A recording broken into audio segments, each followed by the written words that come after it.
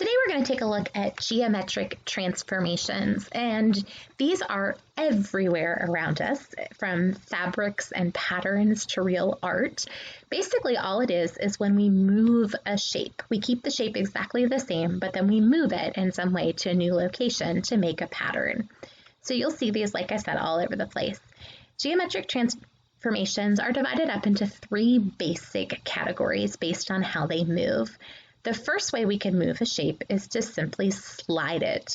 So these are called a translation.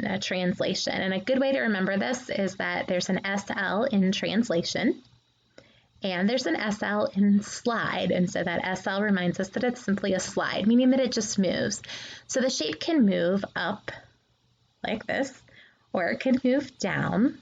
It can move from side to side, or it can move diagonally. But the key is that the new shape is going to face the same direction as the old one. So if you take a look at this translation, it's just moving to the side, but the A is facing the same direction. This pattern right here, when we translate this, that dot is still in the same spot. And when I translate this star down here diagonally, everything's still facing the same direction. So that is just called a translation. It's just literally sliding it around the page. And it's always going to look exactly the same as the starting shape. Here's a couple examples of translations where, again, this one is just sliding the original shape to the right, or we could slide it to the left, or slide it to the right again. So each one of these is just taking the first shape and sliding it. And again, notice that everything's facing the same direction. This pokey part here is on the right in both of those examples. The second way that we can transform a shape is called a reflection. And a reflection is simply a flip. So an easy way to remember that is that there's an FL in reflection and an FL in flip. And this is like picking the shape up off the page and flipping it over. So if you take a look at this reflection here, it's like I've literally picked this whole word up and just flipped it over. And I can flip it upwards, I can flip it downward, I can flip it to the right, or I can flip it to the left. It is always flipped over an invisible line that we call the line of reflection. So that's the part where I picked it up and flipped it. So we also call it a mirror line as well. In a reflection, everything is reversed. It's like looking in the reflection in a mirror. So you'll notice that in this case, when I reflect this upward, then the F is in the reverse or flipped. If I flip it to the left, notice how the R is facing the opposite direction. If I flip it to the right, notice how the F is facing the opposite way. If I flip it downward, you notice again how all these shapes are flipping the opposite direction. The new shape that you get is going to face the opposite direction of the old one across that mirror line. And the old and new shapes are going to be symmetrical to each other. So if you take a look and you kind of imagine symmetry. Symmetry was when it was on this, it's the same on both sides. So if I look at this B and I think of this as a line of symmetry, what's over here is the mirror opposite or reverse of those. So each of those is an example of reflection. Here's a couple more. This one has the line of reflection in the middle, and it was flipped from left to right. This one has a line of reflection going across the center of it horizontally, and it was flipped from top to bottom. So again, notice how these pieces are facing up here, and when we flipped it, those points are facing down. Here's another example of a reflection. This one was going from left to right. So notice again, the point that was on this side is now over on this side. The last way we can transform a shape is known as a rotation. And a rotation is simply a turn. So the easiest way to remember that is there's just that T by itself in rotation and a T by itself in turn. And in a rotation, there's only one point in the shape that stays in the same spot, and then everything else in the shape turns around that point. So for example, here in the word rotation, that A is the part that stays in the same spot. And then everything else about that word rotation rotated around. And a lot of these, they look like they're circles. If you have a whole bunch of rotations, they will form a complete circle. Here's another way to rotate this one. This one, the rotation, like that point that's staying in the same spot, is actually outside of the word, and then the word rotates around in a circle.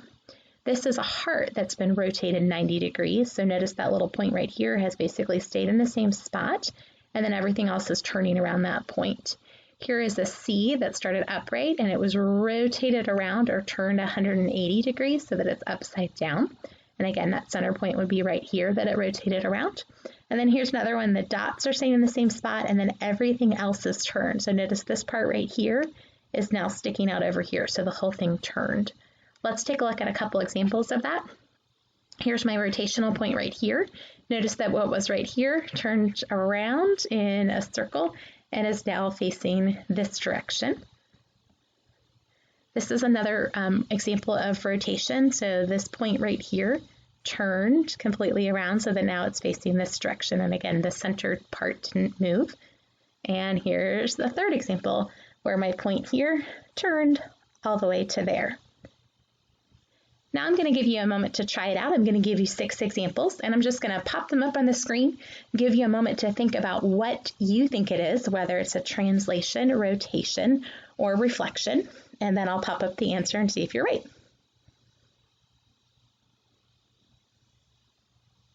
This would be a rotation where everything is turned around that center point.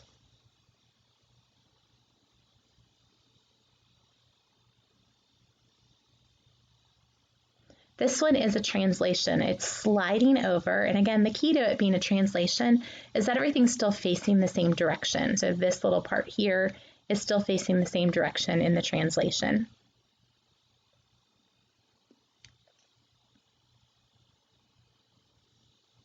This one is another rotation where we have a center point here, and this shape, this one turns up around here. This piece has ended up over here. So every piece is turning. In this case, this one is a reflection. And you can tell that your mirror line or your line of symmetry reflection line was right here. And it was picked up and flipped from left over to right.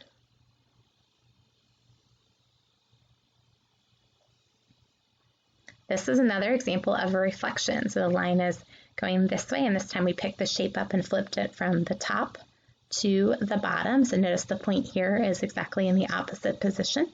So everything will look upside down from each other.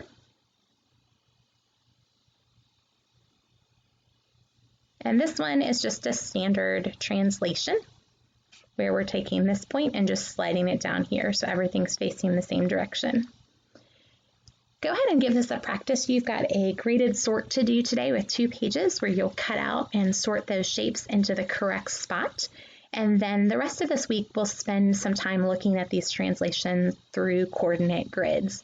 And we'll look at each one of those moves specifically across the coordinate grid.